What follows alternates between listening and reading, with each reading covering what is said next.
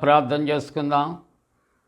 పరిశుద్ధుడా, మీకే స్తుతులు స్తోత్రాలు చెల్లిస్తూ ఉన్నాం. ఈ ప్రాతకాల ఆరాధనలో తండ్రి, మీ సన్నిధి నిత్యము మాతో ఉంచండి. ఆరాధన అంతటలో మహిమ ఘనత ప్రభావాలు మీకు ఆరోపిస్తూ యేసు ప్రభు వారి పరిశుద్ధ నామమున వేడుకొనుచున్నాము తండ్రి, ఆమేన్.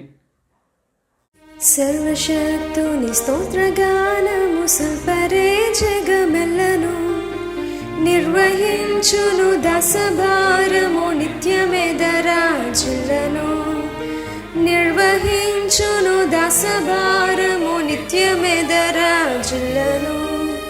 ముదముతో నిర్మాణకుండగు మూలకర్తను పాడరే వదనమీక్ష్మాన్ వంచి దేవుని వందనముతో వేడరే వదనవీక్ష్మాన్ వంచి దేవుని వందనముతో వేడరే వేద పారాయణము సేయుచు విశ్వమంత జయింపరే సాదరముగా దేవునిక మీ స్వంతమున పూజింపరే సాదరముగా దేవునిక మీ స్వంతమున పూజింపరే ఎదను విశ్రాంతింపరేషుని హెచ్చుగానుతి చేయరే సదమలం బగు భక్తితో మీ సర్వమాయన కియరే సదమలం బగు భక్తితో మీ సర్వమాయన కియరే సర్వశక్తుని స్తోత్రగానము సల్పరే జగమెల్లను నిర్వహించును దాసభారము నిత్యమెదరాజులను నిర్వహించును దాసభారము నిత్యమెదరాజులను. ప్రియా దేవుని కుటుంబమా, ప్రభు పేరట శుభాలు. జన్మదినాలు, వివాహ దినాలు జరుపుకుంటున్న కుటుంబాలకు యేసుక్రీస్తు ప్రభు పరిశుద్ధ నామమున పండు prince and sisters YouTube channel ద్వారా శుభాలు తెలియజేస్తూ ఉన్నాం. మీ కొరకు అనుదినం ప్రార్థన చేస్తూ ఉన్నాం. ఈ ఛానల్ కొరకు మీరు కూడా ప్రార్థన చేయండి. మరి అనేక మందికి ఈ దైవ వాక్య ధ్యానాల ద్వారా ఆధ్యాత్మికమైన మేళ్ళు వారు పొందుకుంటున్నామని, మరి కొంతమంది ప్రార్థన చేయమని మెసేజ్ పెట్టడం, అలాగనే ఫోన్లు చేసి ప్రార్థన చేయించుకోవటం, ఇవన్నీ కూడా జరుగుతున్నాయి. కాబట్టి పండు prince and sisters YouTube channel ద్వారా అందించే వాక్య ధ్యానాలు కొంతమందికైనా మేలుకరంగా ప్రయోజనకరంగా ఉండాలని ప్రార్థన చేయమని నేను కోరుతూ ఉన్నాను. అలాగే ప్రాతకాల ఆరాధన కొరకు ఏర్పాటు చేయబడిన పరిశుద్ధ లేఖనాన్ని కలిసి చదువుకుందాం. పరిశుద్ధ గ్రంథాన్ని తెరిచి యెషయా గ్రంథము 44వ అధ్యాయం, యెషయా గ్రంథము 44వ అధ్యాయం 6వ వచనాన్ని కలిసి చదువుకుందాం. 6వ వచనము, మరి ఆ చివరి భాగాలు చదువుకుందాం. నేను మొదటి వాడను, కడపటి వాడను, నేను తప్ప ఏ దేవుడునూ లేడు. మరలా చదువుకుందామండి. నేను మొదటి వాడను, కడపటి వాడను, నేను తప్ప ఏ దేవుడును లేడు అని ఈవేళ పరిశుద్ధ వాక్యము సెలవిస్తూ ఉన్నది. ప్రియులారా, ఈ ప్రాతకాల వాక్య ధ్యానము ఆదియు అంతమునయ్యున్న దేవుడు చెబుతారండి. ఆదియు అంతమునై ఉన్న దేవుడు మన జీవితాల్లో మనం చూస్తూ ఉంటున్నప్పుడు ఒక్కొక్కసారి మనుష్యుల యొక్క మాటలు మనం వింటాం. ఈ కార్యక్రమానికండి ప్రారంభం నుండి ముగింపు వరకు నేనే, ఈ కార్యక్రమాన్ని రూపొందించిన వాడును, ప్రారంభము నుండి ముగించే వరకు నేనే దీనికి రూపకల్పన. కోర్స్ ఒక ప్రోగ్రామ్కి నీవు, లేక ఒక గృహప్రవేశానికి నీవు, ఒక వివాహానికి నీవు, ఏదైనా ఒక కార్యక్రమానికి నీవు శుభారంభం చేసి దాన్ని ముగించావేమో, దేవునికి వందనాలు. దేవుడు నిన్ను దీవించునుగాక. కానీ సృష్టికర్త ఈ ఉదయకాలపు ఆరాధనలో సెలవిస్తున్నాడు. ఈ సృష్టి జరిగించిన దేవుడు సృష్టి ఆరంభము నుండి ముగింపు వరకు కూడా ఆదియు అంతము ఆయనే. ఆయన సవాల్ చేస్తున్నాడు, నేనే దేవుడను, నేను తప్ప వేరొక దేవుడు నీకు లేడు, ఉండకూడదు. ఆకాశము భూమి హద్దులు, భూమి కింద ఉండి నీళ్ళయందు లేకుంటే ఏ రూపాన్ని నువ్వు చేసుకోకూడదు. ఆయనే సమస్త సృష్టి మీద అధికారము కలిగినటువంటి వాడు, సృష్టిని శాసించే దేవుడిగా ఉంటూ ఉన్నాడు. కాబట్టి ఉదయకాలపు ఆరాధనలో లోక సంబంధమైన జీవితంలో మనం మనుష్యులకు లోబడినట్లు జీవిస్తూ ఉంటాం. అది కూడా కరెక్ట్ కదా. లోబడినట్లు నటిస్తూ ఉంటాం తాత్కాలికంగా. నువ్వు మనుష్యులకు లోబడకపో, డజంట్ మ్యాటర్. కానీ నీవైనా నేనైనా మనం ఎవరమైనా సృష్టికర్తకు లోబడవలసినటువంటి మాట ఉంటూ ఉన్నది. దేవుని యొక్క వాక్యములో చూస్తూ ఉంటున్నప్పుడు ప్రభు అంటాడు, మొదటి వాడను కడపటి వాడను, ఆదియు అంతమును. అలాగే ఆయన అంటున్నాడు, బ్రతికించేవాడను మృతునొందించేవాడను నేనే. ఆయన ఎంత గొప్ప మాట ఆయన తెలియజేస్తున్నాడు. గాయము చేయువాడను గాయము కట్టువాడను నేనే. ఇక ఆయన మించి సృష్టి మీద త్రిత్వదేవునికి తప్ప ఎవరికి అధికారము లేదు, ఏ దేవుడు లేడు. That's the matter.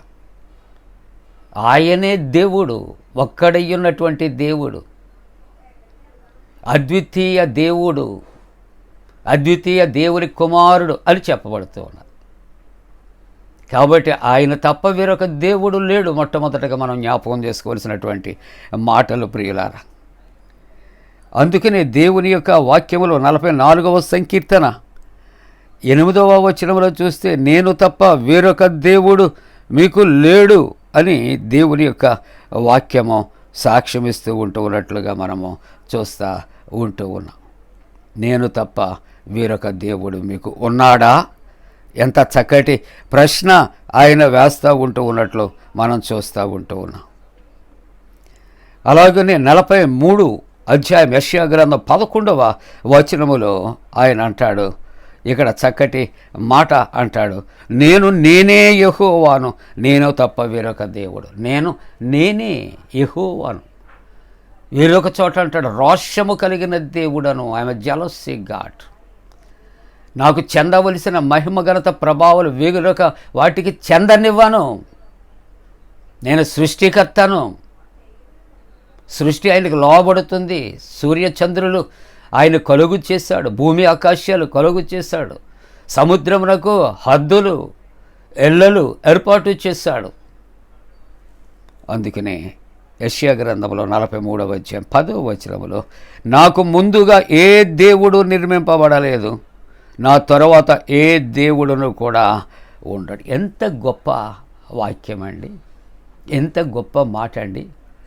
ఇంతకుముందు ఏ దేవుడు లేడు, రూపింపబడలేదు, నా తర్వాత ఏ దేవుడు ఉండడు. అంటే నేనే. ఎంత ఖండితంగా ఆయన తెలియచేస్తూ ఉన్నాడండి, ఎంత ఖండితంగా ఆయన మాట్లాడుతూ ఉన్నట్లుగా మనం చూస్తూ ఉన్నాం.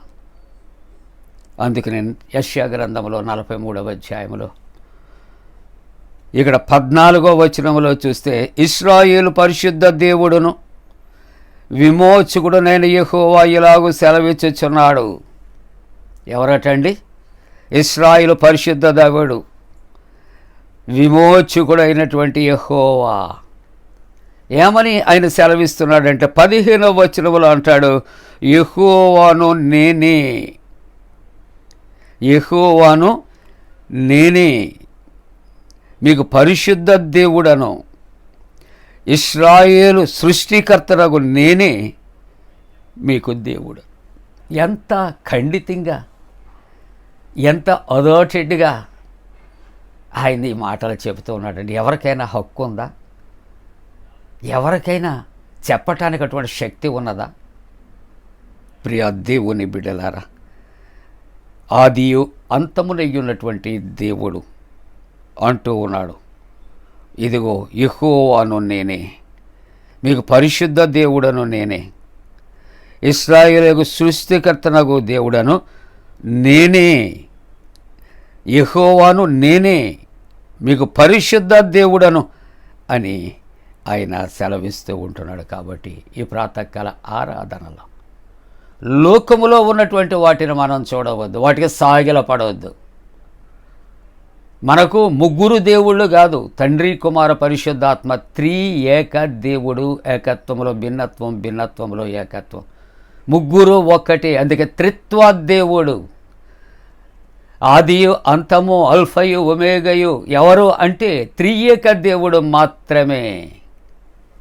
అందుకనే దేవుని యొక్క వాక్యములో మనము ఈ యొక్క ప్రాతకాల ఆరాధన మనము ధ్యానము చేస్తూ ఉంటుండగా ఆయన చెప్పినటువంటి మాటలు ఆలోచన చేస్తూ ఉంటున్నప్పుడు, ఆదిలోనున్న జనములను నియమించినది మొదలుకొని నేను తెలియచేయచ్చు వచ్చినట్లు తెలియచేయగలవాడేవాడు, అట్టి వాడు ఎక్కడైనా ఉండిన ఎడల నాకు తెలియచెప్పవలెను, ఆ సంగతి నాకు ప్రచురపరచవలెను. అట్టివారు భవిష్యత్ విషయములను, రాబో సంగతులను తెలియచెప్పువారై ఉండవలెను. మీరు వెరవకుడి, భయపడకుడి. ఆయన చెప్పేది ఈ ప్రాతకాలలో నేనే దేవుడను, ఆదియు అంతం. ఈ ప్రాతకాల ఆరాధనలో మన జీవితాలకు చుక్కాని ఆయనే, నావికుడు ఆయనే, మన ఆరాధకుడు ఆయనే, మనల్ని జీవింప చేయవాడు ఆయనే, మృతునందించేవాడు ఆయనే. ఆయన కొరకు సిద్ధపడితే తిరిగి వచ్చి నిన్ను నన్ను మరలా ఆయనతో ఆయన పరలోకానికి కొనుపోవాడు ఆదియు అంతమునయ్యున్న దేవుడు. ఆదియు అంతమునయ్యున్నటువంటి దేవుని యొక్క కృప అందరికీ తోడుగుండునుగాక. ఆమేన్. ప్రార్థన. పరిశుద్ధుడు అని ఆదియు అంతమునయ్యున్న మా జీవితాలకు కూడా, మా కుటుంబాలకు కూడా, మా బిడ్డలకు కూడా ఆదియు అంతమునయ్యున్న దేవా నీకే వందనాలు. జన్మదినాలు, వివాహ దినాలు జరుపుకుంటున్న కుటుంబాలను ఆశీర్వదించాను నాయనా. ఇదిగో పరీక్షలు రాసి ఉద్యోగాల కొరకు సిద్ధపడుచున్న బిడ్డలకు విజయం, వివాహ వ్యవస్థలో ప్రవేశించే యవనస్తులకు విజయము నా ఇంటర్వ్యూస్లో తండ్రి బిడ్డలకు విజయము కలుగుచ్చే యేసు నామమున వేడుకొంచున్నాం తండ్రి. ఆమేన్. పరలోకమందున మా తండ్రి, నీ నామం పరిశుద్ధపరచబడనుగాక, నీ రాజ్యం వచ్చునుగాక, నీ చిత్తం పరలోకమందున వేర్చినట్టు భూమి అందు నెరవేరునుగాక. మా ఇందిన ఆహారం నేడు మా దయచే, మా ఏడల అపరాధం చేసిన వారిని క్షమించిన ప్రకారముల అపరాధము క్షమించము, శోధనలోని తెక్క కీడును తప్పించము. రాజ్యము, శక్తి, మహిమ నిరంతరము నీవే ఉన్నవి. ఆమేన్. మన పరమ తండ్రి అయిన దేవుని యొక్క ప్రేమయు, ప్రభువైన యేసుక్రీస్తు ప్రభు కృపయు, పరిశుద్ధాత్మ యొక్క అన్యోన్య సహవాసము ప్రాతకాల ఆరాధనలో ప్రభువుని ఆరాధిస్తున్న ప్రతి కుటుంబానికి తోడుగుండి సంరక్షించి కాపాడునుగాక. ఆమేన్.